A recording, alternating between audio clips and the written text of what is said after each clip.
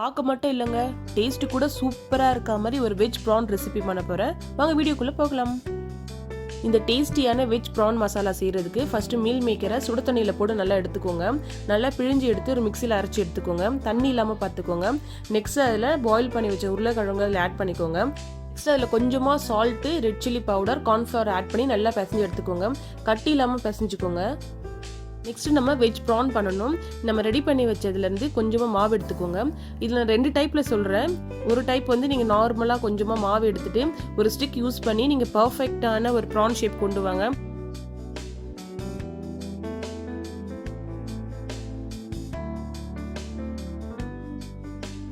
இந்த மெத்தட் கொஞ்சம் டிஃபிகல்ட்டாக இருந்துச்சுன்னா நீங்கள் நார்மலாக ஸ்டிக் யூஸ் பண்ணாமல் ப்ரான் ஷேப்பில் கொண்டு வாங்க. நெக்ஸ்ட் ஒரு கடாயில் கொஞ்சமாக எண்ணெய் விட்டு 2 பக்கம் நல்லா ஃப்ரை பண்ணிவிடுங்க. ஃப்ரை பண்ண ப்ரானை ஒரு பவுல் எடுத்து வச்சுக்கோங்க. அதே கடாயில் கொஞ்சமாக எண்ணெய் விட்டு வெங்காயம், கொஞ்சமாக இஞ்சி பூண்டு பேஸ்ட்டு, கருவேப்பிலை போட்டு நல்லா மிக்ஸ் பண்ணி குக் பண்ணுங்க. நெக்ஸ்ட் கட் பண்ணி வச்ச தக்காளி அதில் ஆட் பண்ணிக்கோங்க. நல்லா குக் ஆகட்டும்.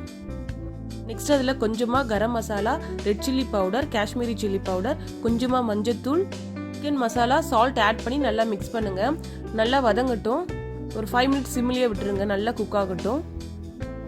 உங்களுக்கு கிரேவி கொஞ்சம் எக்ஸ்ட்ரா வேணும்னா தக்காளி வெங்காயம் கொஞ்சம் எக்ஸ்ட்ரா ஆட் பண்ணிக்கோங்க. திக்காக கிரேவி வரும். நெக்ஸ்ட் நம்ம ரெடி பண்ணி வச்ச ப்ரான் அதில் ஆட் பண்ணிக்கோங்க.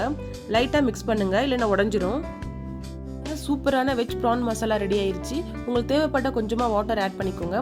நெக்ஸ்ட் ஃபைனலி கொத்தமல்லி தழை தூவி இறக்குங்க. நம்ம டேஸ்டியான வெஜ் ப்ரான் மசாலா ரெடி ஆயிடுச்சு. நீங்களும் உங்கள் வீட்டில் ட்ரை பண்ணுங்க. சூப்பராக இருக்கும். ஃப்ரெண்ட்ஸ்க்கோ ஷேர் பண்ணுங்க. தேங்க்யூ ஃபார் வாட்சிங்.